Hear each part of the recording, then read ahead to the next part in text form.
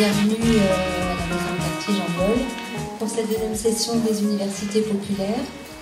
Et on va essayer de décliner sur les 6 mois que nous allons passer ensemble, de novembre à juin avec une petite coupure au mois de décembre.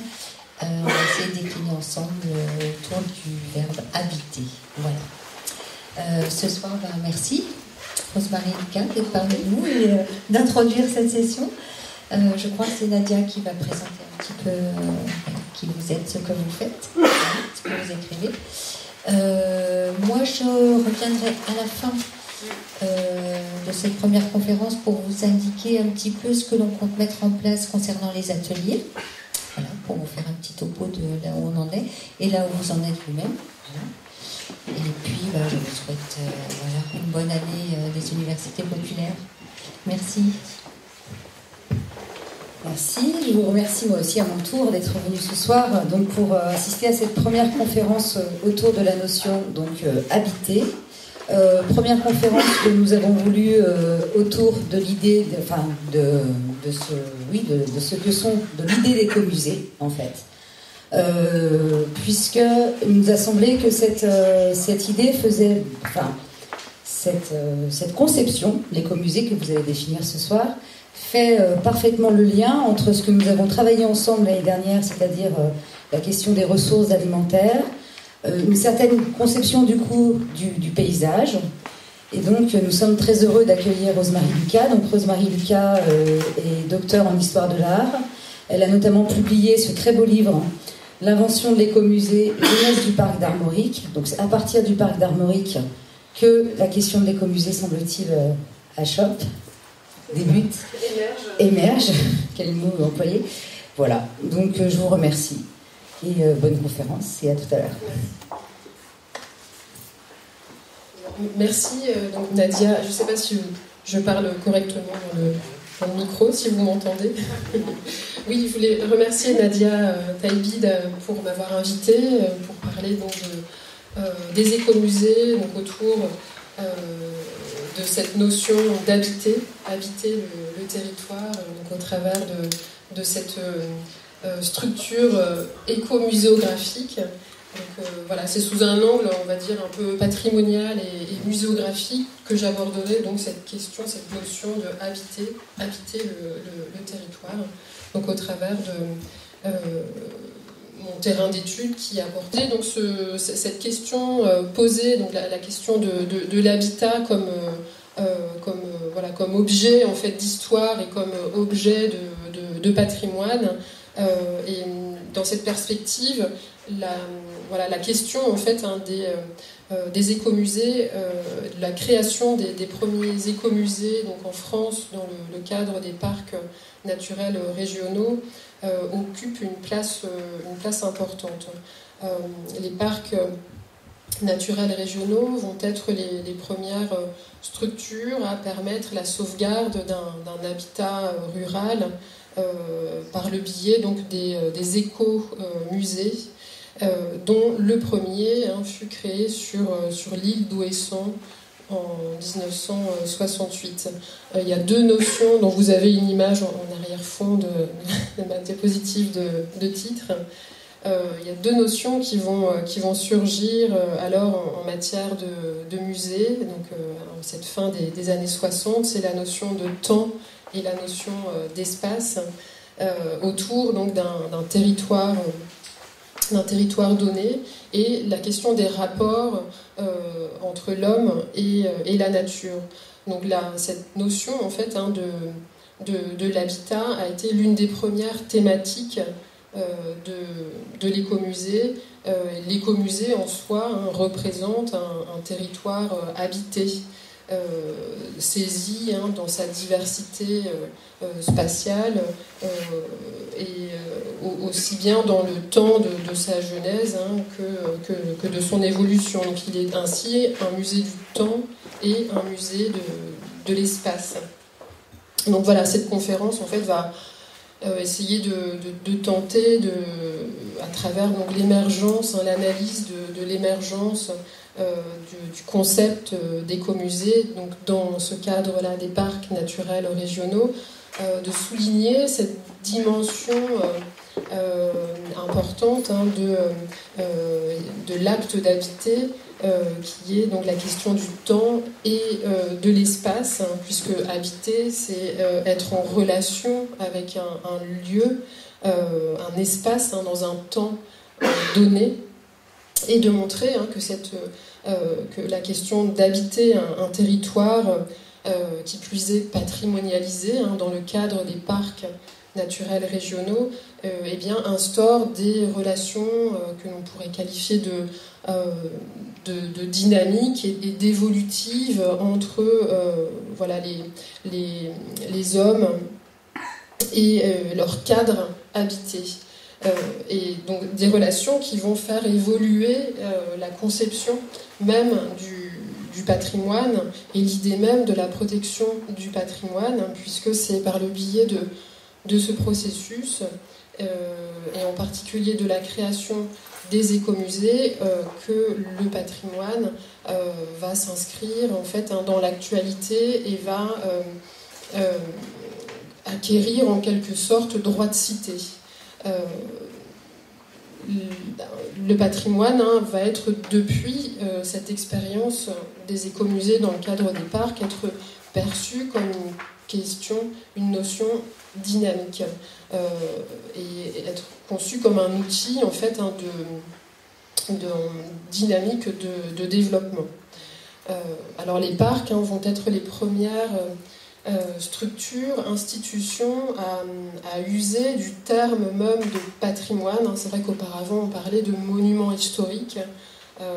Cette appellation-là de patrimoine, elle fait son entrée dans le cadre législatif en fait, des parcs naturels régionaux en 1967, lorsque sort le décret de création des parcs naturels régionaux.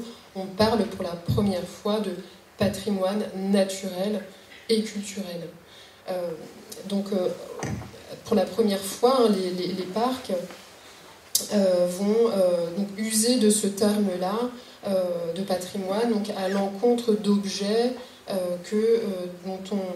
et de sites que l'on craint de voir disparaître, alors même que l'on devine en quelque sorte leur valeur potentielle.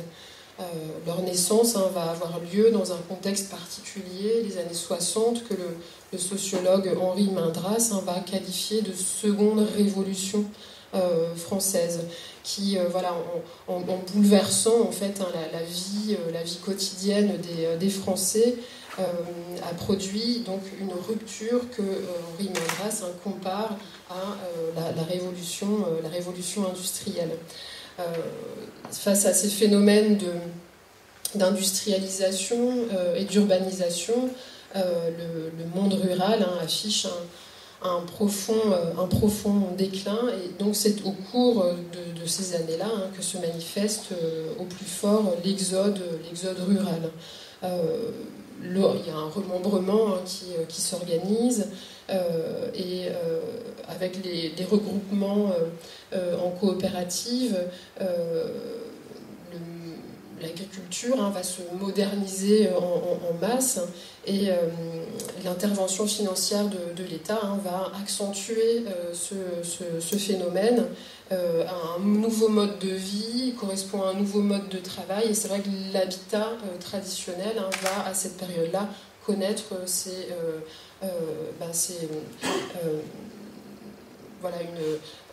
plus grands changements en fait. Il va y avoir une menace vraiment importante portée sur l'architecture rurale vernaculaire, et c'est à ce moment-là qu'elle connaît ses plus grands périls. Donc il va très vite apparaître nécessaire d'organiser cette évolution pour un petit peu sauvegarder les restes, les traces en fait d'une civilisation traditionnelle qu'il s'agit de conserver, puisque il y a un deuxième en fait objectif qui va compléter le premier, qui est d'aider en fait les territoires à se moderniser, à l'agriculture de se restructurer. Il y a un deuxième objectif qui va être donc la protection du milieu rural. cette question en fait qui émerge donc à la fin des années 60, qui est de revaloriser en fait le monde agricole comme c'est vrai qu'à ce moment-là l'agriculture est aussi perçue comme pouvant permettre d'assurer aussi la sauvegarde des paysages et des équilibres naturels. Donc l'aménagement de l'espace rural va se développer en cette double optique du développement et de la protection. Dans certains documents institutionnels de l'époque, par exemple le rapport sur les principales options du 5e plan qui date de 1964, il est dit que l'aménagement de l'espace rural doit assurer la sauvegarde, je cite, la sauvegarde d'une forme de civilisation, d'une culture indispensable pour garantir une certaine forme de la qualité de la vie. Et c'est vrai que l'apparition des parcs naturels régionaux est une manifestation de ce passage d'une phase technique quantitative à une phase plus qualitative et culturelle de l'aménagement de l'espace. Donc, alors que la France est en train de devenir majoritairement urbaine, en fait, les parcs naturels régionaux vont permettre de sauvegarder les traces, les restes de production devenue obsolète au eu égard à la modernisation en fait des campagnes. Donc dans cette optique-là couvre en 1968, le 22 juillet 1968, la Maison des techniques et traditions ouessantines, donc premier équipement culturel des parcs naturels régionaux alors en formation, donc rassemblant et conservant les éléments de ce qui avait constitué donc le cadre de vie et de travail d'une communauté jusqu'aux années 60, cette maison-musée, ce musée de l'habitat, dont l'appellation d'écomusée va se forger quelques années plus tard, en 1972. Donc cette expérience-là est une première station, une station en fait, du premier écomusée de France, un prototype de ce qui, par la suite, va être défini sur l'ensemble du territoire, puisque très vite, en fait, les écomusées vont se créer dans à peu près tous les parcs naturels régionaux en France, et puis vont se développer dans d'autres terrains plus industriels, avec par exemple l'expérience du Creusot, Monceau-les-Mines, l'écomusée du Creusot, Monceau-les-Mines, dont on parle souvent, que l'on rattache en fait, on dit de cet écomusée qu'il est le premier écomusée, mais en réalité, en fait, l'historiographie de l'écomusée montre que l'expérience s'est développée donc, dans un premier temps dans les parcs. Et puis le concept, c'est vrai, va se développer à l'international, et on va retrouver des exemples, il y a à peu près 200 exemples d'écomusées dans le monde entier. Donc ce concept-là va connaître un succès grandissant encore aujourd'hui, puisqu'on trouve des écomusées en Afrique du Nord, par exemple. Alors, dès la fin du 19e siècle, les pays du nord de l'Europe vont s'engager dans de vastes programmes de recherche et de conservation de l'architecture des sociétés paysannes qui en habitaient donc, le territoire. Et ce patrimoine, saisi dans la diversité de ces modèles, va être présenté au public dans de vastes musées de plein air, aménagés donc à proximité des grandes villes. Là, vous avez l'exemple du premier musée de plein air qui est créé donc, en 1891 à Skansen, en Suède, donc tout près de Stockholm, où le docteur Hazelius va inventer le musée de plein air en replaçant comme ça en bordure de la ville des bâtiments ruraux, voilà, représentatifs, et bâtiments donc démontés au préalable et remontés à proximité de la ville. Donc un concept qui va se répandre partout en Europe, en Europe du Nord, on va dire essentiellement. Là, vous avez l'exemple du musée de plein air de Beaucric, en Belgique.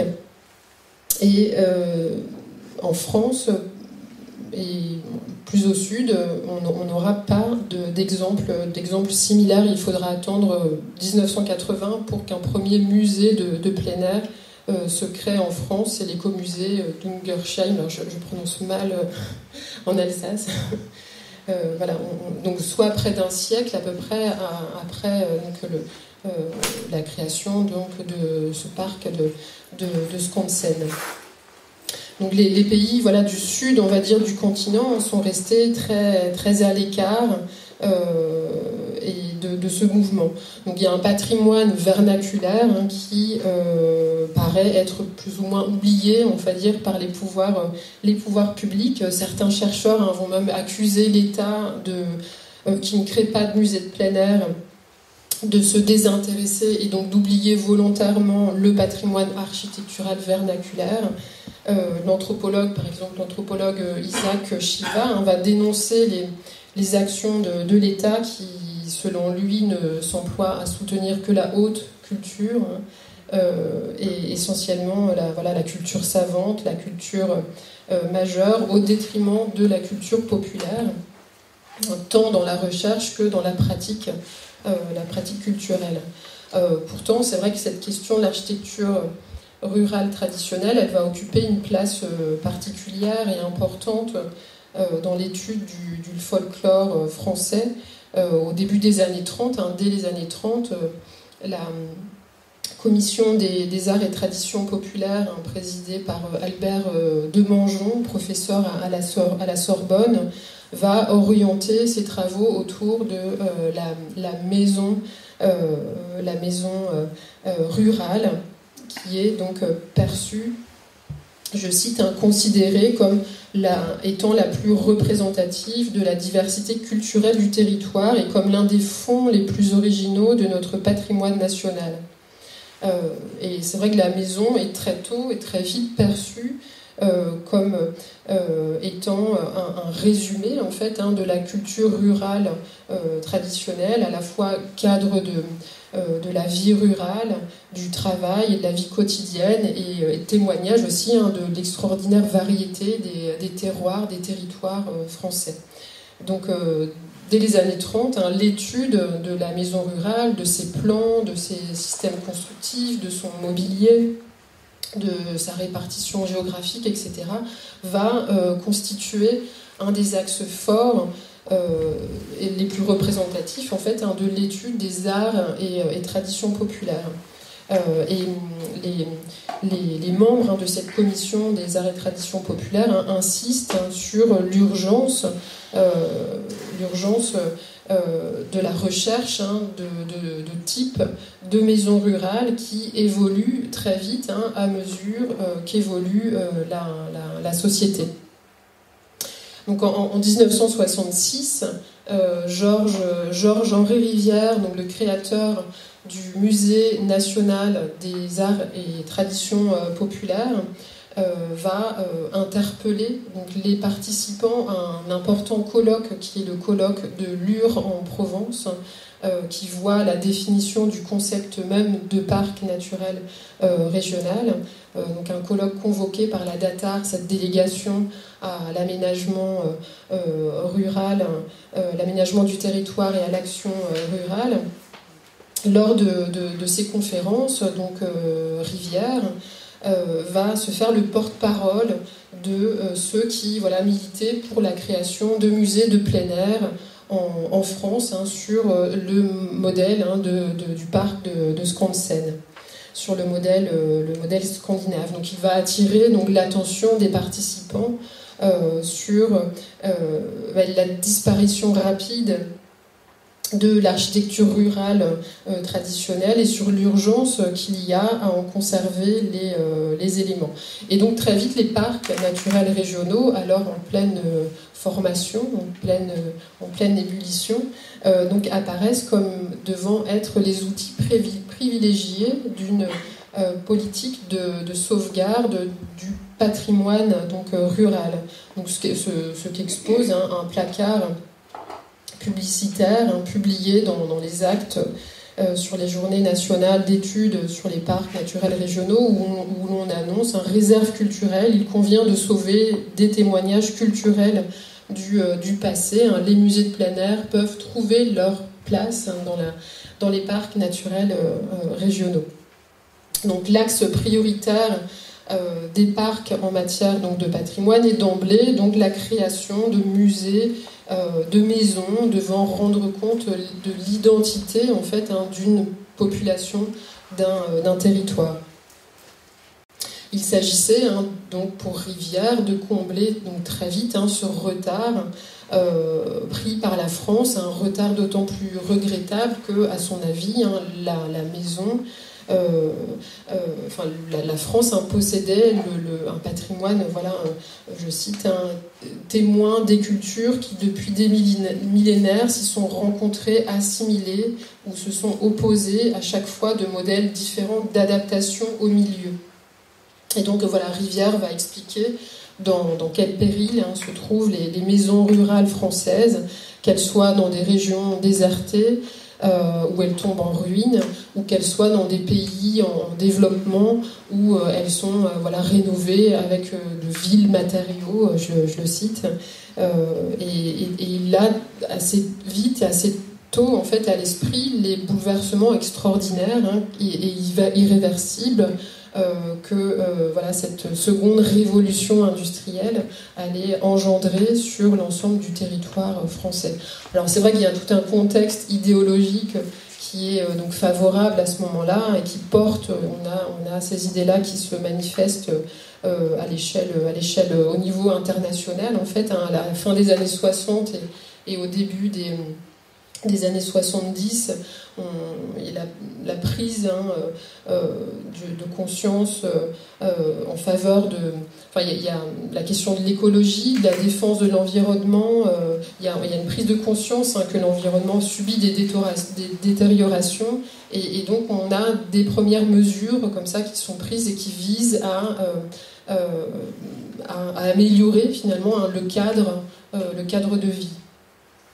Donc on a l'émergence de l'écologie qui répond à ce besoin d'une meilleure connaissance des équilibres naturels et du rôle aussi que l'homme y joue. Donc l'existence aussi d'un pouvoir, d'un patrimoine commun va émerger. Donc un patrimoine dont il est dit que chacun finalement doit pouvoir profiter. Donc cette existence-là d'un patrimoine commun se révèle peu à peu. C'est ce qui va se traduire à l'échelle internationale par la convention qui définit au sein de l'UNESCO cette notion de patrimoine mondial de l'humanité, donc, qui émerge en 1972. C'est aussi l'existence... l'ethnologue, par exemple, l'ethnologue André Leroy-Gourhan, dans sa tentative de redéfinition des sciences de l'homme, va prôner donc l'étude des civilisations traditionnelles où l'homme était à peu près en équilibre avec la nature, il va dire que l'étude de ces civilisations-là est du plus grand intérêt dans la mesure où c'est à l'échelle de l'humanité tout entière qu'il faudra bientôt essayer de rétablir sous peine d'aboutir à des catastrophes irréversibles. Donc Rivière va proposer, suggérer d'introduire dans les parcs naturels régionaux des musées de plein air. Et ce qui est intéressant, c'est qu'il a la vision en fait d'une muséographie orientée vers l'avenir, mettant en relation une communauté avec son territoire. à l'image des parcs qui sont conçus pour assurer en fait une dynamique de développement local. On ne parle pas encore de développement durable, mais on y est complètement. Donc l'idée de départ en fait des parcs naturels régionaux est de conserver un environnement dans un lieu humanisé et de gérer en fait les problématiques économiques en fait qui en découlent. Donc les parcs sont avant tout des territoires habités et reconnus pour la richesse de leur paysage, de leur patrimoine naturel et culturel. Donc ils doivent aussi avoir un projet pour ses habitants. Et il s'agit donc, contrairement aux parcs nationaux qui ont été créés quelques années auparavant, en 1961, qui cherchent essentiellement à protéger la nature des dégâts de l'homme, il s'agit donc d'harmoniser activité humaine et environnement. Donc il y a plusieurs objectifs qui se dégagent des parcs naturels régionaux. Donc c'est la contribution à l'animation en fait d'une zone rurale en déprise, en déclin, la protection du paysage et de l'habitat paysan traditionnel, et un troisième axe à l'origine qui était de permettre aussi une recherche architecturale. Donc 3 lignes directrices qui sont ébauchées donc en 1966 et qui vont ébaucher une doctrine en fait de l'aménagement de l'espace naturel habité. Donc il apparaît très vite dès l'origine que ces parcs projetés doivent faire face à la revitalisation donc d'espaces ruraux en désertification. Donc c'est le cas du parc naturel régional d'Armorique, voulu par les autorités comme devant permettre le développement d'une activité d'appoint face à la mutation agricole qui sévit de manière très forte sur le territoire du centre Bretagne, en particulier du Finistère centre. Donc vocation rurale, puisque à sa création, il répond donc à une situation économiquement difficile d'un milieu rural agricole en crise, et à laquelle, à la fin des années 60, il fallait en fait trouver des solutions de reconversion. Donc c'est donc pour tenter en fait de maintenir une population sur l'île d'Ouessant, pour tenter de maintenir une activité sur l'île d'Ouessant, qu'un musée de plein air va y être projeté, et que cette île d'Ouessant est incluse dès l'origine dans le parc naturel régional qui est porté à l'étude et présenté lors de ces journées de Lure en Provence. Le parc d'Armorique est le premier parc à vocation rurale mise en place sur le territoire. Il se crée en 1969. Dans la foulée en fait d'un parc qui a été créé près de l'île Roubaix-Tourcoing, le parc de Saint-Amand-Resmes, qui lui avait la vocation d'être un poumon de verdure à proximité en fait des grands centres urbains. Donc voilà, c'est ainsi qu'avant même la définition, la création et l'inauguration du parc d'Armorique, que voilà, les maisons du New, ULA, vont être acquises par le parc, et qu'un projet de musée de plein air y est mis en place. Donc rapidement, ce parc d'Armorique, donc le deuxième du nom en France, rassemble 39 communes adhérentes et s'étend sur à peu près 172 000 hectares, répartis donc sur 4 zones du département du Finistère. Donc on a les montagnes d'Arrée, l'estuaire de l'Aulne et le massif du Ménézome, la presqu'île de Crozon, et puis donc la mer d'Iroise avec ses îles Ouessant et l'archipel Molène. Donc voilà, un parc qui a été le laboratoire, en fait, si je puis dire, d'une politique muséologique originale et novatrice, hein, en développant une approche muséographique de l'habitat, du milieu de vie, avec donc l'installation sur l'île d'Ouessant, hein, d'une maison, des techniques et des traditions ouessantines. Donc une maison située dans le village du New Uela, voilà, dont le nom d'écomusée s'est forgé à partir de 1972. Alors l'élaboration, hein, du programme scientifique des maisons du New va être demandée à Jean-Pierre Gestin, qui est ethnologue et qui travaillait depuis la fin des années 50 à collecter des objets, des témoignages, hein, pour le compte du Musée national des arts et traditions populaires, hein, pour le compte de Georges-Henri Rivière. Et donc la DATAR, la délégation à l'aménagement du territoire et à l'action rurale, va lui commander un document programme pour définir un musée de plein air au village du New. Et voilà, c'est vraiment le début d'une réflexion, en fait, hein, sur les écomusées, sur les musées de parcs, hein, qui va aboutir à la naissance du concept d'écomusée, donc sous le giron, en fait, hein, de la DATAR, et puis ensuite du tout jeune ministère de l'Environnement, hein, qui sera créé en 1971. Donc voilà, Jean-Pierre Gestin, donc conservateur des écomusées du parc jusqu'en 1997, hein, va jouer un rôle essentiel, hein, dans la mise en place, en fait, hein, des premiers écomusées donc en France. Hein. C'est lui qui, le premier, va parler d'un contexte éco-muséographique, en associant donc le mot de muséographie à celui d'écologie, qui commençait à être très employé à l'époque, hein, pour qualifier son expérience au sein du parc d'Armorique. Et Robert Poujat, donc Premier ministre de l'Environnement, va reprendre cette appellation-là en 1971, hein, dans un discours.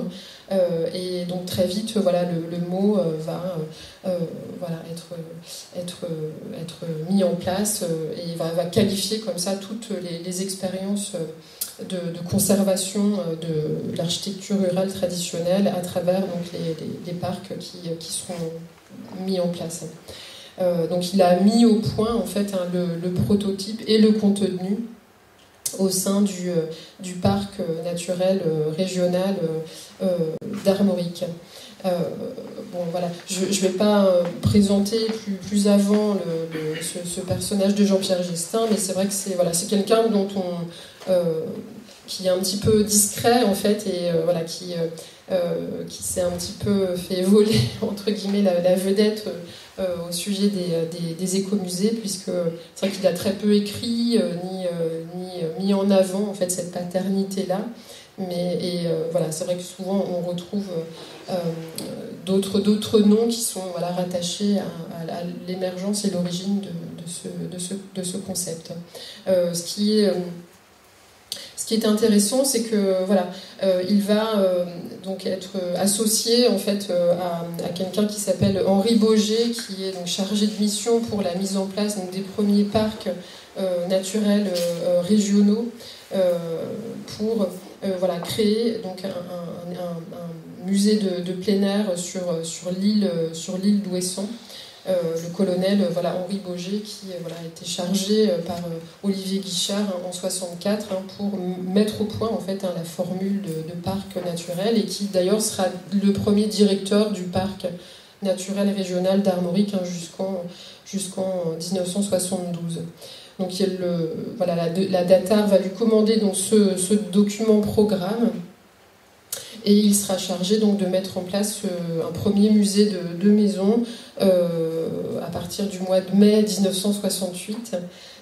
Donc c'est dans un contexte assez difficile, hein, sans un bateau pour rejoindre le continent, et donc grâce essentiellement à la population locale que ce musée va ouvrir ses portes donc le 22 juillet 1968.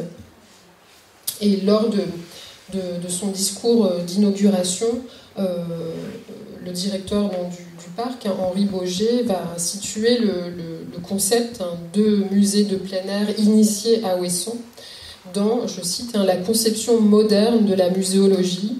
Celui-ci devra le plus tôt possible dépasser le stade de la vieille maisonnette de campagne pour exprimer la société rurale de notre péninsule armoricaine dans son ouverture passée comme dans son devenir. Il poursuit, ainsi conçu, le musée de plein air sera un lieu où l'intelligence du passé conduit aux solutions d'avenir. Donc un musée qui se situe dans une dynamique en fait évolutive et se situe dans ce triptyque passé-présent qui définit à ce moment-là la conception du patrimoine. Donc un musée du temps et de l'espace. Le programme muséographique donc de cette maison des techniques et des traditions ouessantines, élaboré avec l'aide de Georges-Henri Rivière. Georges-Henri Rivière a déjà à ce moment-là une renommée assez importante. Il dirige l'ICOM, le Conseil international des musées, et c'est vraiment un personnage important puisqu'il va très tôt et très vite en fait prendre conscience de l'extension possible de la notion de patrimoine, et il aura une position assez visionnaire quant à l'extension de la notion qui aujourd'hui est assez importante. Donc ce programme muséographique va prendre en compte l'étude du milieu ouessantin, donc sur deux axes, un axe chronologique, le musée du temps, et un axe géographique, donc le musée de l'espace. Donc un programme qui va porter essentiellement sur la remise en état et la présentation donc, de deux ensembles acquis donc, par le parc en 1967. L'idée de départ, c'est de conserver deux unités d'habitation, deux ensembles représentatifs donc de l'habitat ouessantin vers 1860. Donc l'une est vouée à une présentation du cadre de vie, l'autre a une explication muséographique de l'île. Donc il s'agit en fait d'adapter les musées de plein air scandinaves au contexte français, comme le souhaitait donc Georges-Henri Rivière, qui projetait la création d'un Skansen à la française depuis les années 30, tout en modifiant quand même le modèle, puisque les maisons ne sont plus déplacées sur un site artificiel, mais elles sont reconstituées, maintenues en fait dans leur environnement tel qu'il a existé. Donc les écomusées, contrairement aux musées de plein air, sont en fait des conservations in situ d'éléments mobiliers, immobiliers, représentatifs donc de petites entités géographiques.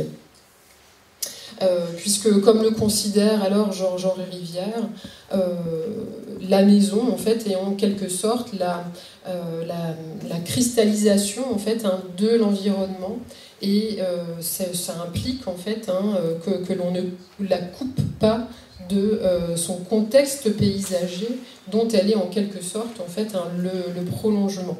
Donc la maison, prise au sens large, au sens d'habitat, en fait, inclut donc au-delà d'un simple logement, tous les éléments bâtis ou non destinés à permettre la subsistance d'une cellule familiale. Et la maison cristallise dans ses murs finalement tout un environnement social, un environnement paysager, un environnement naturel. Elle est bâtie en fin de compte à l'image d'un milieu naturel par les matériaux qui ont servi à la construire, mais aussi social et culturel, en ce que ces éléments s'organisent sur le territoire, et à l'image des liens divers qui tissent le complexe réseau de relations nécessaires à l'émergence en fin de compte d'une société. Donc à Ouessant, voilà, les bâtiments nous racontent une histoire. Et l'écomusée voilà, relaie en fait cette histoire. Alors l'une de ces maisons donc, illustre l'aménagement intérieur de la maison ouessantine. Le rez-de-chaussée est composé de 2 pièces symétriques, de part et d'autre d'un couloir médian, rappelant un petit peu le poste d'équipage des bateaux, où la place est utilisée au maximum. Donc on a d'un côté ce qu'on appelle le Penbrauf, le beau côté.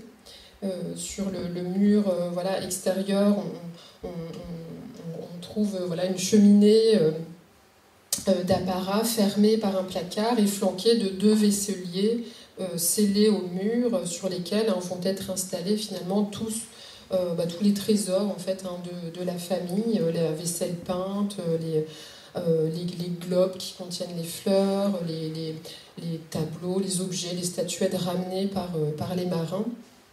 Et face à cet ensemble, on trouve les 2 lits clos qui s'ouvrent de chaque côté en fait, du petit couloir perpendiculaire entre les vaisseliers et les lits. Il y a 2 tables à bout rond, comme celles que l'on peut trouver à bord des navires, adossés à 2 bancs qui, l'un et l'autre, sont contre le lit clos. L'autre côté, c'est le penloose, le côté salle, ou le pen cuisine, le côté cuisine, qui est la pièce de vie, finalement là où on vit, là où on prend ses repas, meublé de façon identique, mais moins soigné.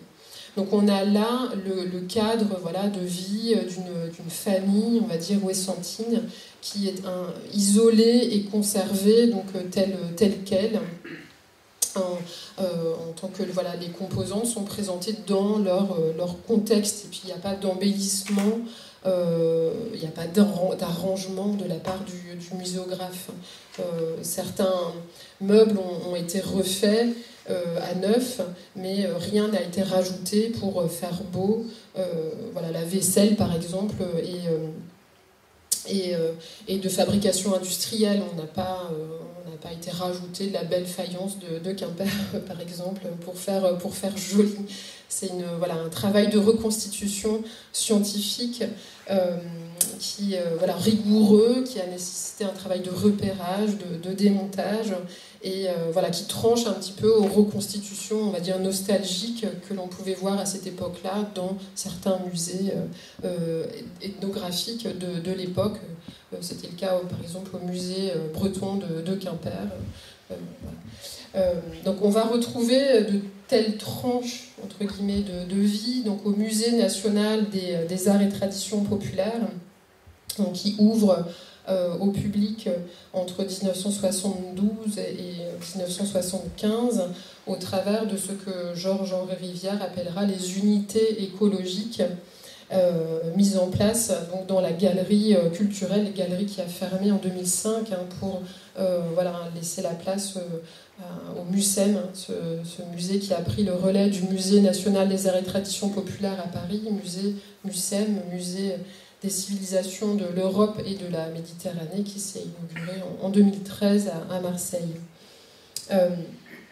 Donc une galerie culturelle qui présentait différentes unités écologiques, dont celle-ci, qui est donc l'intérieur paysan du Goulien en Basse-Bretagne, où on a cette même volonté en fait, de garder les choses telles quelles. On retrouve même la paire de bas de Madame Defic qui subsiste sur la table de la cuisine. On trouvait d'autres unités dans ce musée. Et il y avait par exemple une forge du Queyras, un buron d'Auvergne, un bateau de Berck, etc. Donc avec la maison des techniques et des traditions ouessantines, donc maison, on va dire, muséalisée sur place avec son contenu, on passe d'un artifice en fait à un muséographique la restitution dans un musée couvert comme dans le cas de ces unités écologiques, hein, à un maintien finalement en milieu réel où finalement les vraies choses restent tout simplement choses réelles, partie de la réalité vivante. Donc l'interprétation en fait, hein, de Jean-Pierre Gestin qu'il fait donc, du musée de plein air tient à l'originalité en fait, hein, de ce que l'on pourrait qualifier d'approche paysagère globale, hein, dans la prise en considération de la dimension environnementale, on va dire, de l'habitat. Alors que dans les musées de plein air, la maison demeure l'objet principal de l'exposition. Au New, à Ouessant, l'environnement global est pris en compte au même titre que l'architecture, hein, qui, en fin de compte, en constitue un élément parmi d'autres. Donc il s'agit de maintenir en place, maintenir l'habitat dans son cadre, et il s'agit de conserver donc une portion lisible et représentative d'un paysage qui correspond à un moment, on va dire, précis de la vie d'un groupe humain donné. Donc les bâtiments ne constituent en fait qu'un élément du musée. Les abords, les espèces animales sont considérées au même titre, hein, comme des témoins importants d'une culture. Et donc ils sont conservés comme tels et présentés dans leurs fonctions.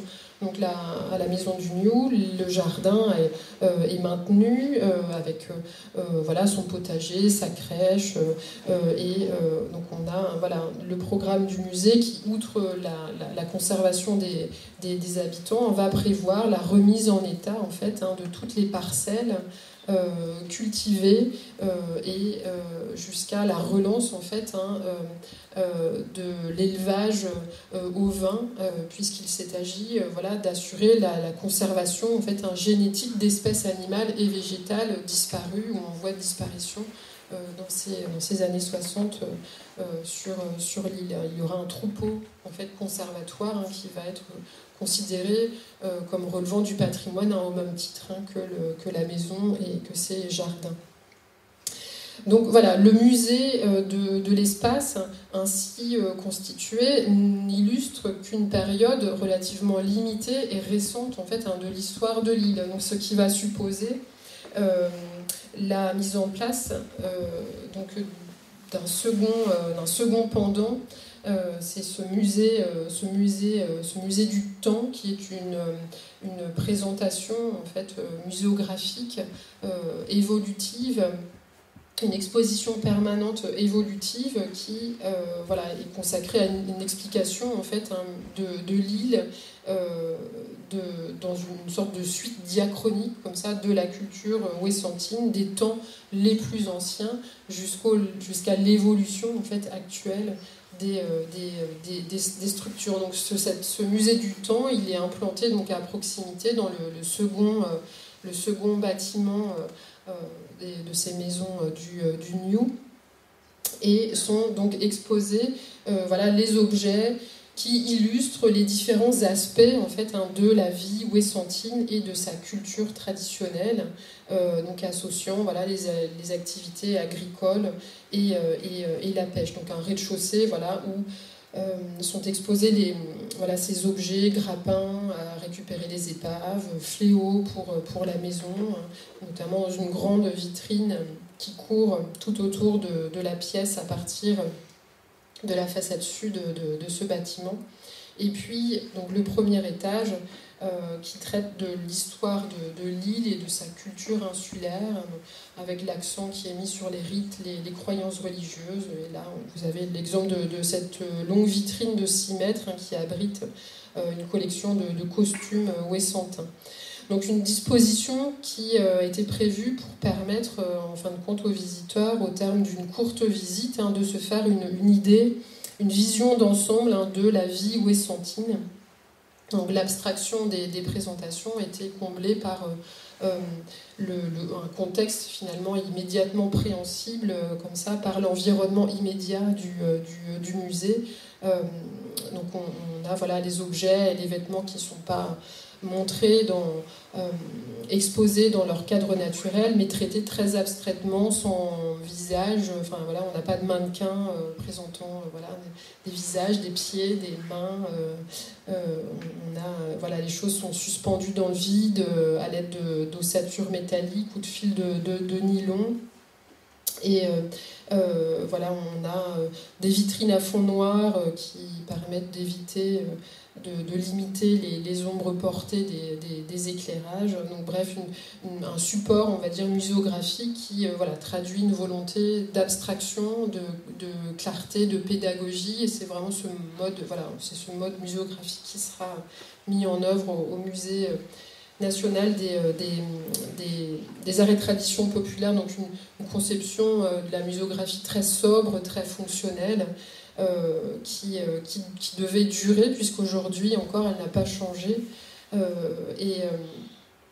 Pourtant, Jean-Pierre Gestin et Georges-Henri Rivière avaient conçu donc, ces musées comme devant être ouverts et évolutifs. Et l'écomusée devait conduire à l'étude en fait, des conditions contemporaines en fait, d'occupation du territoire. Et pour autant, voilà, cette exposition elle est uniquement consacrée au XIXe siècle et à la première au tout début du XXe siècle.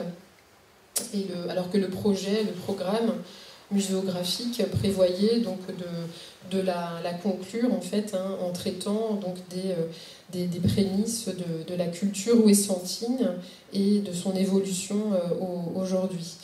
C'était pas un projet qui à l'origine consistait à immortaliser en fait le ouessant traditionnel conçu comme un petit peu, il ne s'agissait pas d'opérer une lecture comme ça nostalgique vers un hypothétique âge d'or, mais d'aider à réfléchir à ce que signifie et bien justement cette notion d'habiter un territoire, puisque le but de l'écomusée était de conserver un habitat, mais avant tout de mettre en évidence en fait, les lignes d'évolution de celui-ci, et y compris les ruptures jusqu'aux ruptures les plus contemporaines. Jean-Pierre Gestin avait élaboré son programme dans le contexte de contestation de mai 68, et il avait prévu donc, que le musée prenne en compte les aspects contemporains et les mutations en matière d'aménagement du territoire.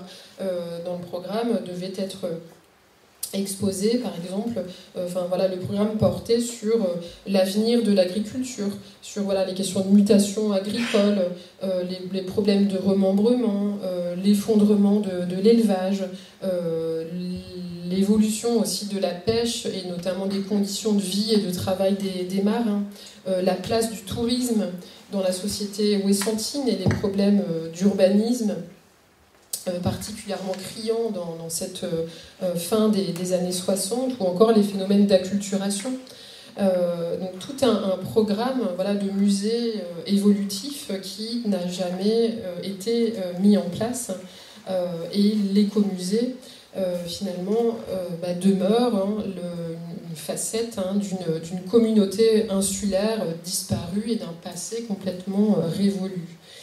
Et c'est pourtant cette ouverture-là sur la société contemporaine qui donnait tout son sens au programme éco-muséographique conçu comme devant être une synthèse se déroulant des temps anciens jusqu'aux périodes, jusqu'à nos jours en fait. Et donc une perspective historique linéaire à laquelle il n'y avait pas de limite chronologique de fixer.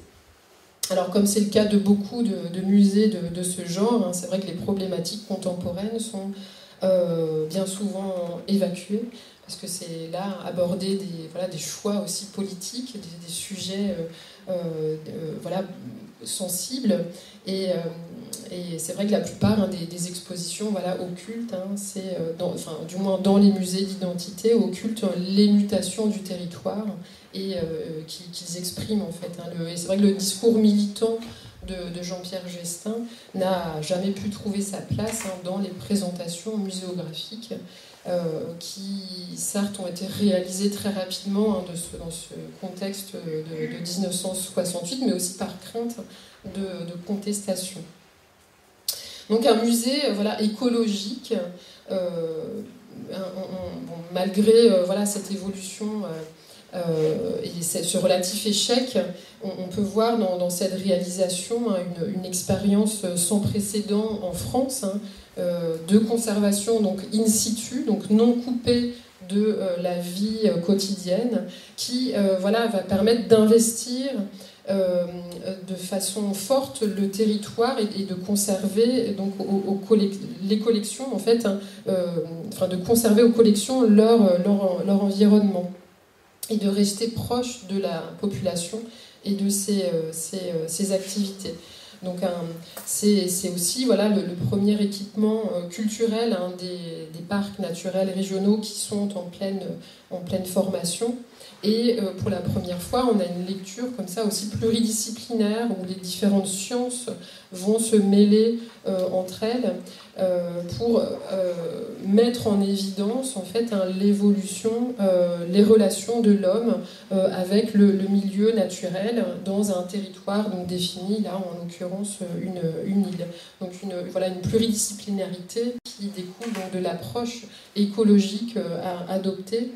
Et où il s'agit de faire appel à différentes disciplines scientifiques. Donc on a cette idée d'exprimer les rapports homme-nature dans une perspective muséale chronologique et d'expliquer donc l'action de l'environnement sur la maison et inversement l'action de l'époque sur le paysage. Donc une idée qui apparaît comme étant plutôt à l'avant-garde en fait, de la muséographie traditionnelle. Donc il y a un rapport direct qui s'établit entre muséologie et écologie. Et puisque cette maison des techniques et des traditions ouessantines, elle ne traite plus seulement des pratiques culturelles ou de l'architecture, mais elle prend en compte une écologie culturelle, une écologie qui s'intéresse donc aux relations de l'homme avec la nature et qui considère que finalement l'homme est lui-même un élément de la nature. Pour ces concepteurs, l'espace du musée devient naturellement en fait celui de la communauté insulaire. Donc le musée va sortir de ses murs pour être remplacé par le territoire. On observe un déplacement en fait des fonctions liées au patrimoine des musées au territoire. Et c'est vrai que les parcs ont préfiguré une politique qui tente d'articuler l'aménagement du territoire avec le patrimoine. Ce sont les premières structures qui vont valoriser le patrimoine rural. L'espace, les parcs vont poser le problème de la patrimonialisation en fait, du rural. Donc on a comme ça une nouvelle vision de la muséologie à Ouessant. Au parc d'Armorique qui inaugure donc l'arrivée aussi de l'écologie dans les musées. Et on a une expérience d'expression du monde rural qui aboutit donc à la naissance du concept d'écomusée comme musée spécifique de l'environnement. Les parcs se trouvaient être aussi des lieux assez adéquats pour, dont les principes d'expérimentation, d'aménagement du territoire, finalement augurer un terrain idéal. Et donc le concept va être élaboré au sein du tout jeune ministère de l'Environnement, qui exerçait donc sa tutelle sur les parcs naturels régionaux. Donc le rapport à l'environnement constitue un axe principal, fondamental en fait, de l'écomusée. L'écomusée vient du grec oikos, qui signifie l'habitat au sens large, pas au sens de logement, mais au sens de milieu de vie, au sens d'environnement. Et donc on a voilà, tout un ensemble en fait de biens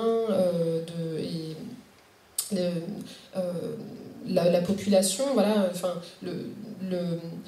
l'habitat en tant qu'ensemble de biens et lieu humanisé, rattaché donc à un territoire et voilà, exprime donc l'environnement au sens large. C'est cette thématique de l'environnement qui va bouleverser en fait le mode de fonctionnement du musée, puisque dans cette filiation de l'environnement, l'écomusée va être conçu comme un outil donc à la fois de connaissance de l'espace, mais aussi du projet de vie en fait d'une population. C'est-à-dire qu'en plus de donner une vision d'ensemble de la société ouessantine, l'action de l'écomusée va se prolonger en quelque sorte sur la population, le musée se présentant comme un élément, comme un des éléments pouvant influencer en fait la culture ouessantine. Il y a prise en compte du milieu de vie et prise de conscience en fait d'une identité. Ça c'est voilà, quelque chose d'important, puisque l'écomusée à Ouessant ne s'est pas mis en place uniquement pour conserver les us et coutumes des Ouessantins, d'une civilisation traditionnelle qui se meurt dans les années 60, mais pour redonner conscience, pour projeter dans le sens de donner, d'inviter à former des projets. C'est un musée voilà, qui s'est voulu dynamique et qui a permis de révéler en fait l'existence d'une identité. Donc voilà, l'écomusée d'Ouessant a été voilà, le point de départ d'une prise de conscience en fait de l'existence d'une valeur, de la valeur de la culture ouessantine. Et l'écomusée voilà, a permis la résurrection en fait, de son passé, du passé de l'île, et d'une identité qui a été mise à mal, parce que dans les années 60, l'île connaît des bouleversements importants. L'écomusée se met en place à un moment clé, en fait, à un moment clé de l'histoire de l'île. On a par exemple l'électrification de l'île qui est initiée à partir de 1963, l'arrivée de la radio en 1962, et puis donc l'abandon des pratiques agricoles et l'ouverture aussi au tourisme, qui vont modifier sensiblement la société ouessantine et le paysage ouessantin dans les années 60. Donc l'écomusée voilà, s'est placé en témoin en fait, de ces changements, et a tenté en fait, de profiter entre guillemets de cette position de témoin, puisque face donc, à cette situation économique difficile, et bien, il est apparu aux yeux de Jean-Pierre Gestin de conserver donc, ces éléments du passé tout en sans entraver finalement le développement économique de l'île. Et dès 1968, donc l'écomusée d'Ouessant va entamer une réflexion en fait, sur les potentialités de développement économique de l'île avec les habitants, et va voilà, essayer de relancer en fait, des pratiques artisanales et agricoles, et en vue voilà, aussi de reconstituer donc, la race ovine autochtone disparue depuis le début du siècle, par un métissage progressif avec des races importées. Donc l'écomusée va relancer l'élevage du mouton d'Ouessant, ce petit mouton noir bien connu. Donc voilà, toute une réflexion en fait, qui va être menée avec la population locale, ce qui ne s'est pas fait sans heurts et sans difficulté, puisque les Ouessantins ont été assez hostiles au départ à toute initiative venant de l'extérieur et ont perçu les initiatives du parc et de l'écomusée comme étant un petit peu un empêcheur de tourner en rond.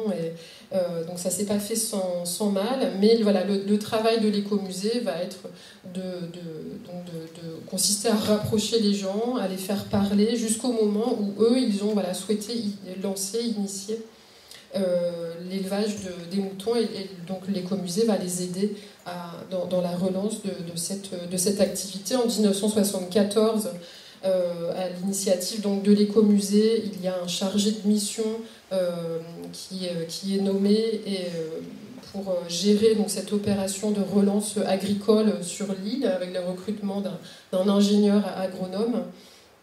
Et par la suite, l'action de l'écomusée s'est poursuivie par des opérations, des expérimentations de relance dans les domaines de l'aquaculture, de l'artisanat, en particulier du tissage. Il y a des Ouessantines qui vont aller à la manufacture des gobelins se former. Voilà. Donc tout un ensemble d'opérations comme ça, d'expérimentation, de relance économique qui n'a pas perduré.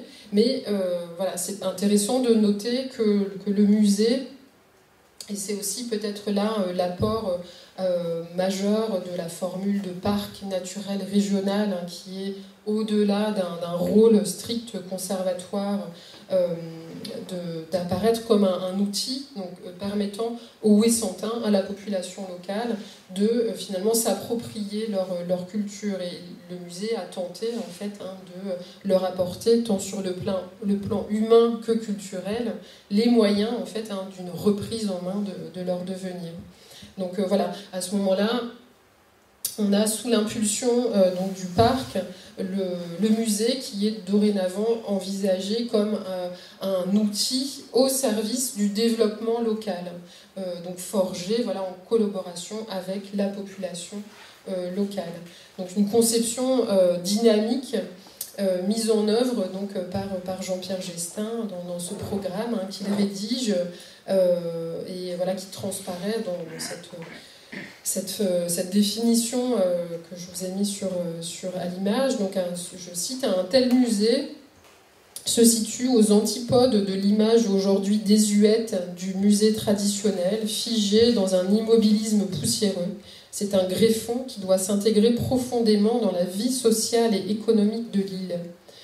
Pour les Ouessantins, ce sera un outil qui leur sera propre, puisqu'il sera entièrement consacré à Ouessant. Ils pourront y puiser des idées et, après avoir participé activement à sa création en tant qu'organisme de conservation, y entrevoir la possibilité d'un renouveau pour l'île.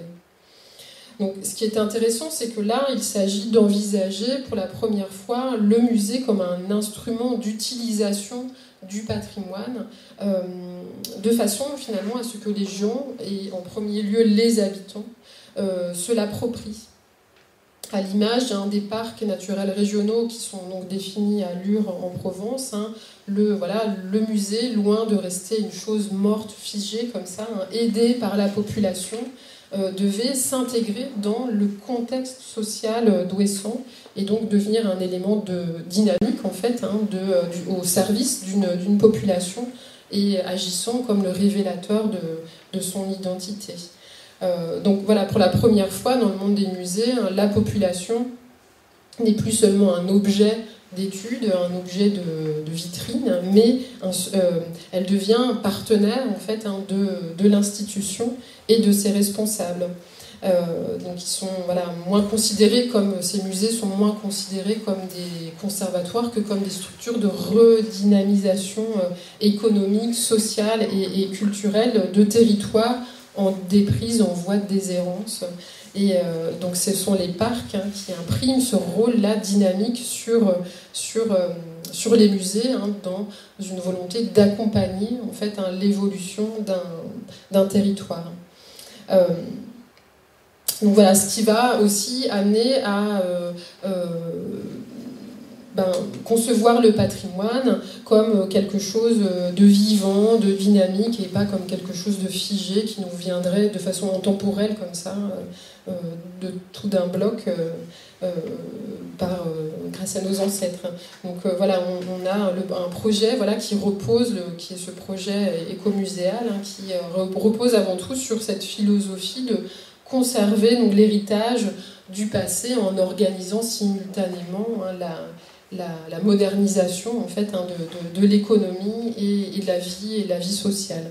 Donc des écomusées qui sont des musées de réflexion en fait sur les enjeux de territoire et qui ont face à des territoires mouvants ont pour fonction comme ça d'introduire à la fois auprès des visitants et des visiteurs, d'introduire le débat sur l'aménagement. Ils sont conçus comme un outil au service de la population. Et une occasion qui va pas ici à Ouessant pour le moins se renouveler et qui devait quelque peu enterrer l'idée de faire des écomusées du parc, des outils d'appréhension comme ça globale de l'environnement naturel et humain et de réflexion collective sur le devenir des territoires d'insertion. Donc on peut se poser la question de est-ce une action conservatoire ou un renouveau d'une manière générale, malgré le projet comme ça icomuséographique qui sera mis en place par Gestin avec l'aide de Georges-Henri Rivière, tendant à faire évoluer l'écomusée du parc en fonction de ce concept-là défini. Son évolution va se trouver complètement bloquée en fait, au stade de la conservation, au demeurant nécessaire, mais d'un patrimoine important car devenant rare, mais sans que se pose cette problématique qui pourtant faisait la spécificité de l'écomusée, donc un outil populaire permettant une réflexion, voire une expérimentation donc de l'acte d'habiter un territoire et donc d'aménager son environnement. C'est vrai que l'action conservatoire va très vite prendre le pas sur les actions de prise de conscience et de développement du patrimoine. Il est vrai que la population va tarder aussi à prendre en charge ce dernier. Et donc c'est vrai que l'écomusée qui se limite là à valoriser un ensemble architectural et immobilier, l'écomusée, l'emploi du terme écomusée peut s'apparenter à un abus de langage en fait. Mais il ne faut pas faire du cas breton une particularité, c'est vrai que c'est le cas. Les écomusées ailleurs, qui fassent ou non partie des parcs naturels régionaux, connaissent des problèmes similaires, puisque les responsables généralement politiques préfèrent n'assurer que la conservation de l'existant et financer d'autres structures au lieu de développer celles déjà en place. D'où un certain flou, ou un flou certain, même on peut dire, qui entoure la physionomie actuelle des écomusées, qui rend sa définition difficile. Nombreux sont les écomusées dont la nature en fait est très éloignée du projet de départ et sont beaucoup plus proches en fait des musées de folklore. Donc on a pourtant l'évolution de la société a poussé le parc d'Armorique à prendre en compte de plus en plus les actions touristiques et économiques peut-être avec lesquelles l'écomusée était moins à l'aise du fait du poids traditionnellement élevé, la conservation du patrimoine. Et le parc a encore aujourd'hui du mal à assumer ce modèle muséal qu'il a pourtant engendré. Il y a une sorte de conflit aussi d'intérêts peut-être au sein d'un même territoire, puisque les objectifs du parc et ceux de l'écomusée étaient suffisamment proches au départ pour qu'il y ait des risques de redondance et de concurrence. Et donc l'existence en tout cas de l'écomusée en tant qu'approche muséographique du territoire pour le parc a beaucoup évolué en fait. Aujourd'hui, c'est vrai que au départ, à la fin des années 60, pour les concepteurs, on avait cette conception d'institutions comme devant être un petit peu des catalyseurs de stimulation, donc au service d'une population et de ses visiteurs. Et c'est vrai qu'à ce moment-là, l'écomusée est fils d'un contexte doublement favorable. On a cet intense bouillonnement culturel, idéologique et une période aussi de prospérité quand même économique. Alors qu'aujourd'hui, l'enjeu pour le parc, c'est de plus d'entretenir une sorte de banque d'images de la région, et les maisons du New ULA apparaissent plus comme des cartes de visite touristique, entretenant le souvenir, plus que comme de véritables outils culturels pour la population. Et c'est vrai qu'à Ouessant, le rôle de l'écomusée en tant qu'acteur et témoin d'une économie sereine et équilibrée du territoire et d'une population ne s'est pas réalisé. Et l'île est tombée très rapidement en friche et a continué à se dépeupler.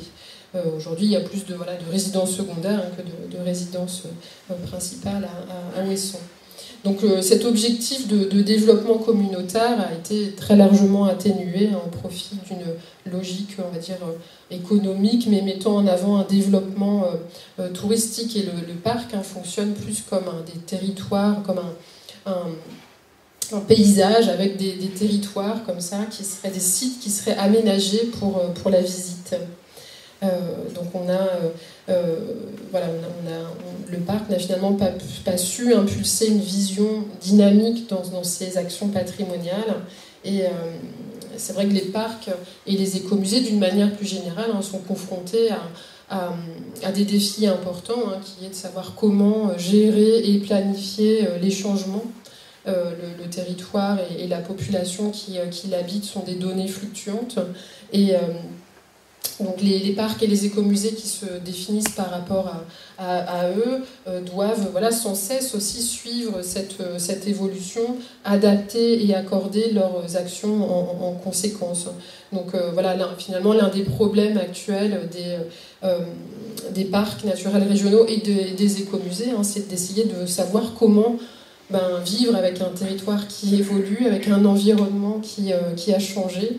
Un petit peu paradoxe d'une conservation qui s'est voulue dynamique, parce qu'associée à une évolution du temps présent, en tout cas le parc d'Armorique et ses écomusées n'ont eux pas su évoluer pour coller un petit peu aussi aux attentes des époques traversées.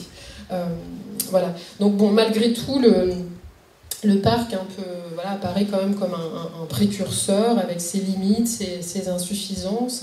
Et même si l'expérience est difficile, a été difficile, elle a, quoi qu'il en soit, contribué à concevoir comme le patrimoine comme un outil dynamique de développement et à l'installer dans l'actualité.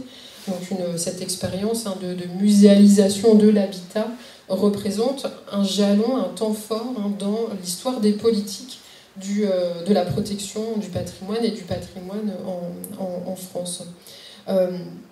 Et puis, si les écomusées vont par la suite évoluer dans d'autres contextes, le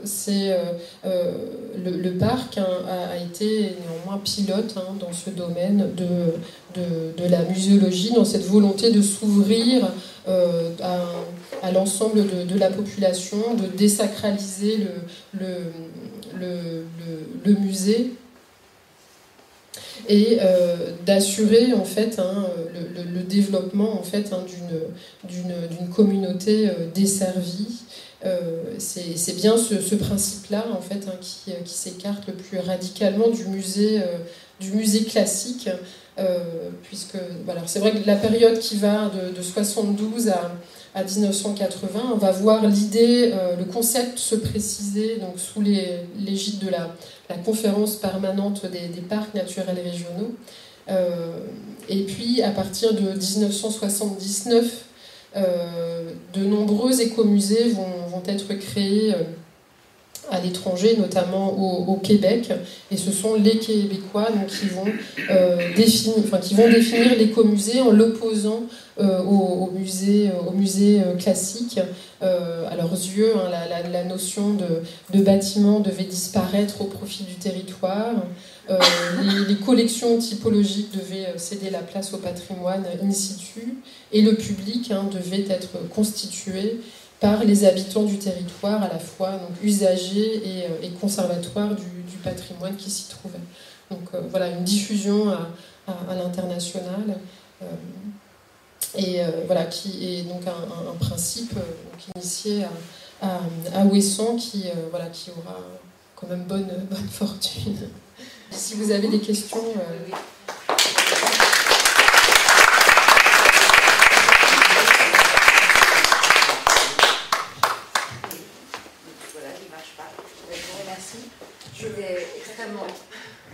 C'était extrêmement riche. Donc effectivement, je trouve que, à moins qu'il y ait une personne qui ait une question tout de suite, parce que moi j'en ai une qui me... Ah bah d'accord. C'est juste au niveau vocabulaire, est-ce que cet échec un peu historique là, de l'écomusée, ça n'est pas du fait qu'il y a le mot musée dedans Oui. Oui, c'est pas quelque chose qui fige un petit peu, même si ça a évolué depuis, peut-être grâce à ça. Oui, oui. Alors c'est vrai que cette appellation de musée, elle a été, dès les années 60, elle a été jugée de manière assez négative, et c'est pour ça aussi qu'on a parlé d'éco-musée, qu'on a collé en fait le préfixe éco à musée pour un petit peu atténuer ce poids un peu trop fort du musée. Est-ce que justement le côté éco aussi, économique, ça efface le côté écologique ou écologique, non écologique, on va dire? Et oui, le côté économique sera développé dans le contexte, on va dire, outre-Atlantique, au Québec. Les écomusées qui sont donc importés, si je puis dire, et adaptés au contexte québécois, vont se muter en fait en écono-musées, donc des musées censés relancer une activité en fait économique, et il y a beaucoup d'économusées au Québec qui fonctionnent là pour le coup très très bien. Je continue sur l'idée aussi, c'est souvent quand il y a des parcs naturels la population locale se plaint que le parc naturel va freiner le développement économique, je sais pas moi, l'implantation d'un circuit automobile ou des choses comme ça, de l'industrie. Donc, est-ce que les populations qui sont concernées, qui sont censées participer à la vie des écomusées, etc., ne sont pas réticents justement parce que, à leurs yeux, c'est pas source de développement, parce que jusqu'à il n'y a pas si longtemps que ça, l'environnement n'était peut-être pas encore très bien perçu, le développement, en tout cas par l'environnement, n'était pas encore bien perçu par les populations locales, surtout dans des régions où il n'y a pas d'activité économique, on est en déshérence, etc.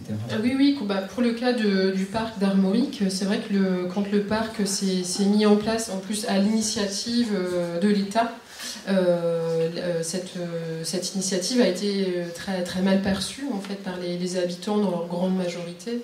En premier lieu, les agriculteurs, les chasseurs, ils ont tout de suite perçu. Rien que le mot parc a été, comme le mot musée, jugé de manière négative. Ils ont eu le sentiment d'avoir l'impression d'être enfermés en fait, entre quatre murs. Donc il y a cette critique-là qui est récurrente. Pour tout projet de parc, on a l'image de la réserve d'Indiens. Encore aujourd'hui, on trouve des caricatures qui mettent en scène cette image-là de la réserve sur des projets actuels qui pourtant sont très éloignés en fait, de la réalité d'une réserve.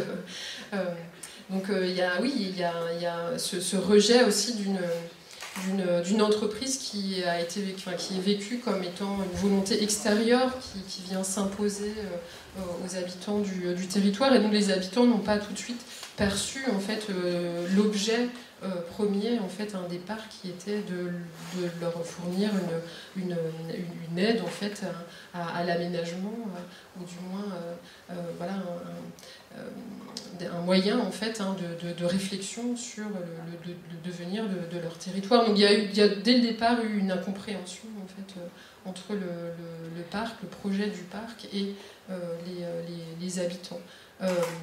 Et puis, pour revenir sur l'expérience écomuséale, c'est vrai que la figure de l'ethnologue aussi a été regardée avec beaucoup de méfiance.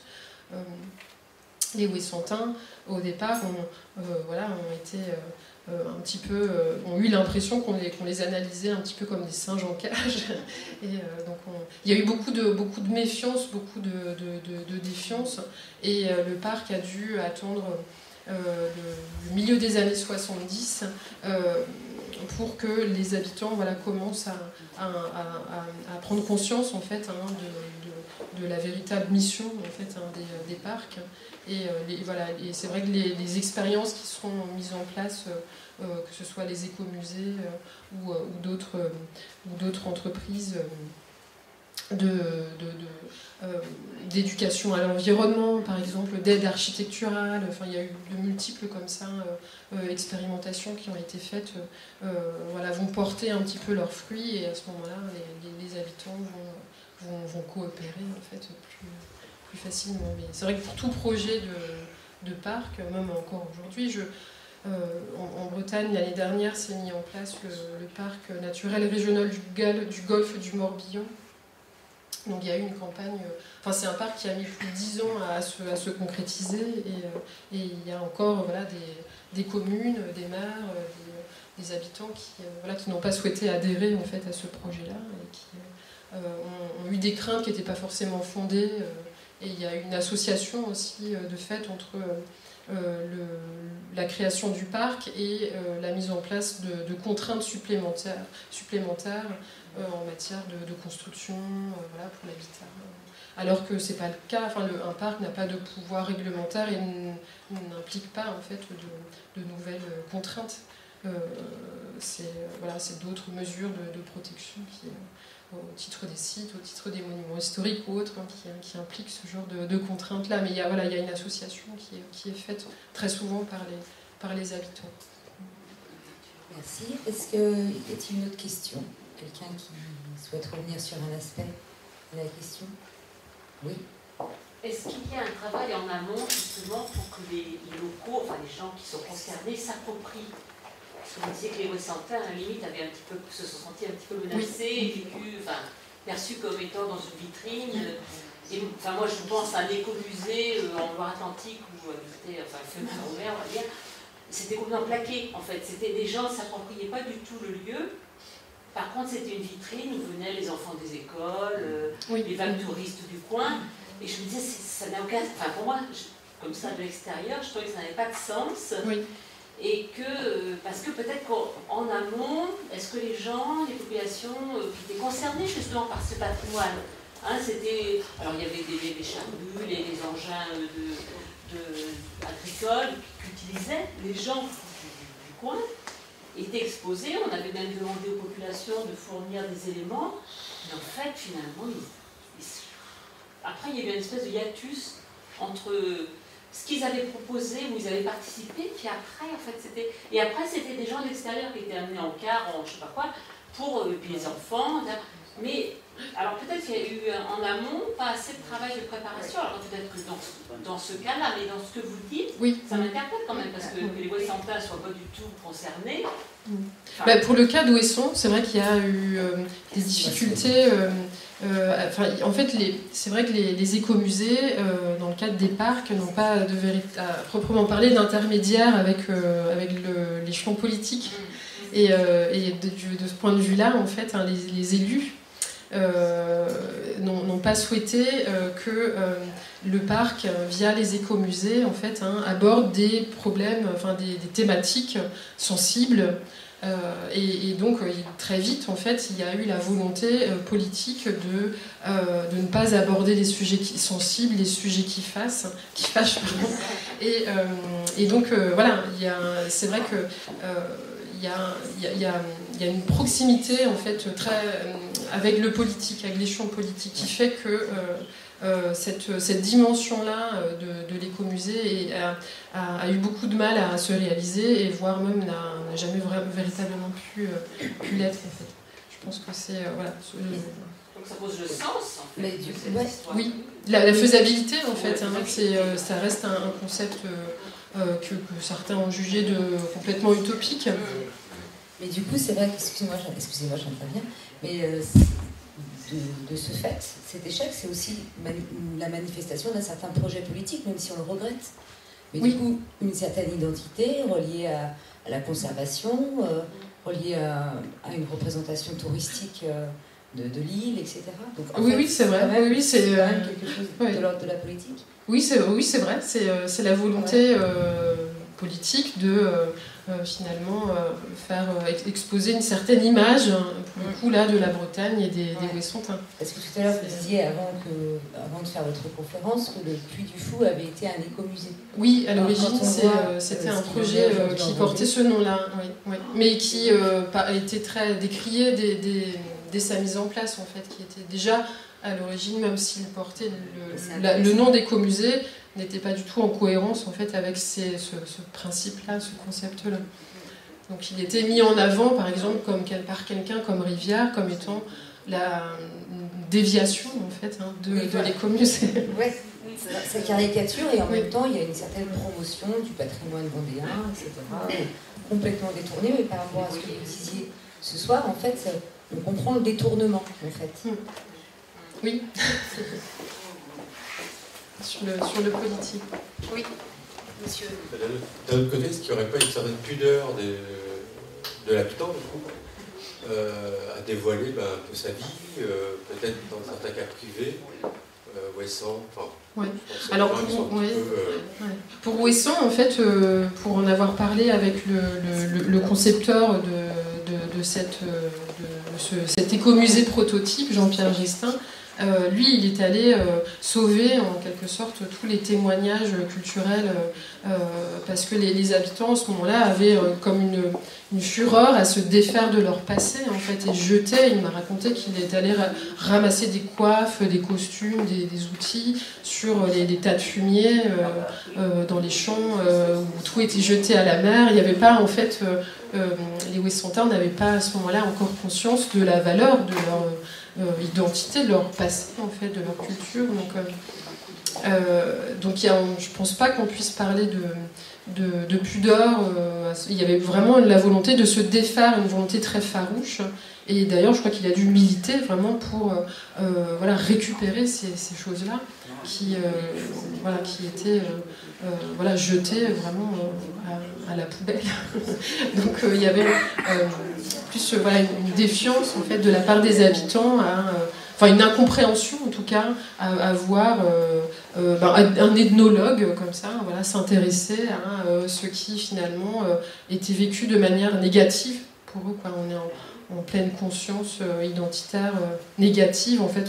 C'est vrai qu'aujourd'hui les choses ont évolué, on a les bigoudens partout à l'arrière des voitures, des particuliers. On a cette prise de conscience-là qui se réalise presque à l'outrance, paradoxalement, aujourd'hui. Mais dans ce contexte-là, des années 60, les choses étaient tout autres. En tout cas, ce qui est très très intéressant dans ce que vous nous avez présenté, c'est aussi la dimension utopiste, même si en réalité ça n'a pas marché pour l'instant. Mais en fait, l'idée quand même de se faire rencontrer comme ça le passé et le futur, et de redonner un sens à un territoire, c'est une idée extrêmement généreuse, en fait. Et puis c'est une idée qui finalement est complètement... ce qui est intéressant, ce qu'il faut avoir en tête, malgré cet échec de l'histoire des écomusées, c'est que cette expérience, en fait, a impulsé, en fait, une nouvelle philosophie du musée, de la muséologie, et a ouvert en fait un renouveau muséologique qui va s'initier à partir des années 80-90 jusqu'à aujourd'hui. Et ces concepts-là qui faisaient l'originalité de l'écomusée à son époque, à la fin des années 60, sont un petit peu intégrés en fait dans le fonctionnement muséologique contemporain. La question de la participation de la population. Aujourd'hui, il n'y a pas un établissement muséal qui ne se pose pas la question de son public. L'insertion dans son territoire aussi, un musée, quand on met en place un musée dans une ville, on le fait en cohérence avec la réalité d'une population, en déterminant des publics cibles, en se positionnant par rapport à une offre existante dans le territoire. On a toutes ces... la question du territoire, de la population, de l'interdisciplinarité aussi. Aujourd'hui, les projets qui se mettent en place sont par définition interdisciplinaires. On n'a plus de musée qui serait consacré à une seule science. Cette catégorisation de musées des sciences, de musées d'art, elle n'existe plus aujourd'hui. On a des musées qui sont par essence interdisciplinaires, qui vont convoquer en fait plusieurs disciplines scientifiques pour aborder des sujets d'actualité. Le musée des confluences, dont on a récemment beaucoup parlé pour ses fresques financières,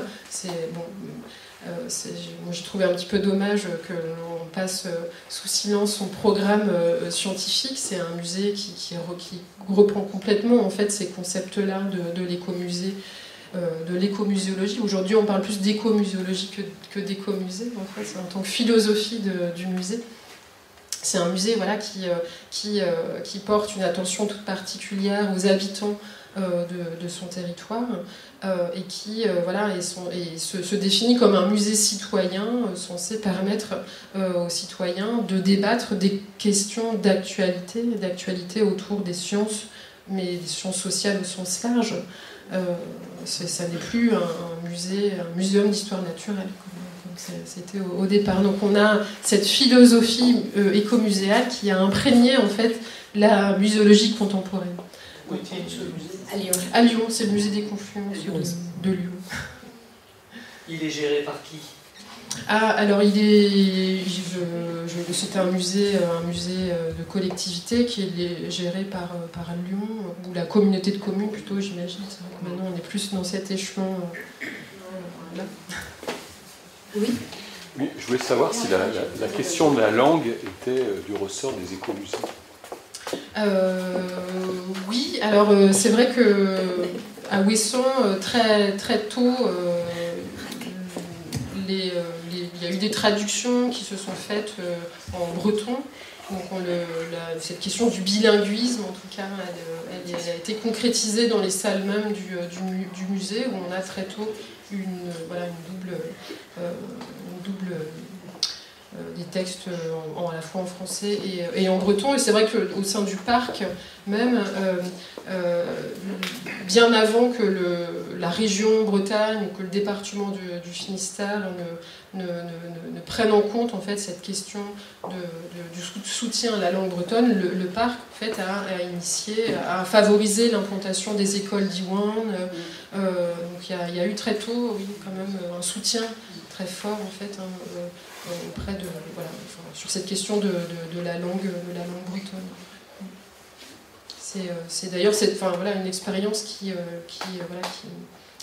s'est expérimentée, ça s'est expérimenté dans le cadre du parc d'Armorique, et ça a été repris par le Conseil général et par le Conseil régional aujourd'hui, qui en Bretagne aide et soutient beaucoup la langue bretonne. Encore une autre question ? Oui, je voulais savoir, votre activité professionnelle est en lien avec ce thème ?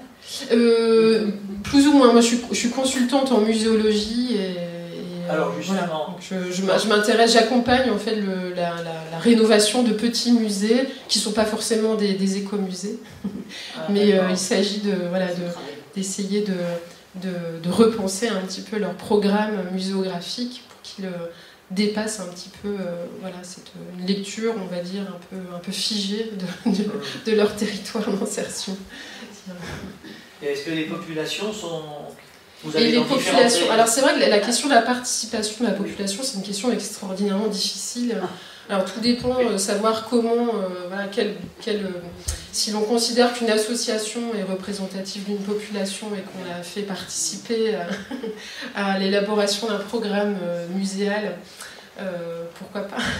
Mais non, c'est une question difficile. C'est vrai que les élus, bon, c'est vrai que les projets de musée sont mêlent différents acteurs, ce sont voilà, les élus, les associatifs, mais la population locale dans sa diversité, c'est bien difficile en fait d'essayer de la faire participer au sens plein du terme et même de l'intégrer au fonctionnement d'un musée, parce que ça paraît bien utopique. C'est vrai que voilà, une superposition comme ça de façon de voir aussi les choses qui sont certes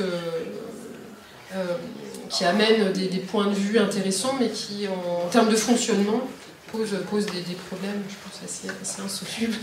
C'est pour ça que c'est bien souvent sur cette question-là que les écomusées achoppent un petit peu, ont du mal en fait à coller en fait à leur définition, à leur conception d'origine. Je vais donc vous remercier.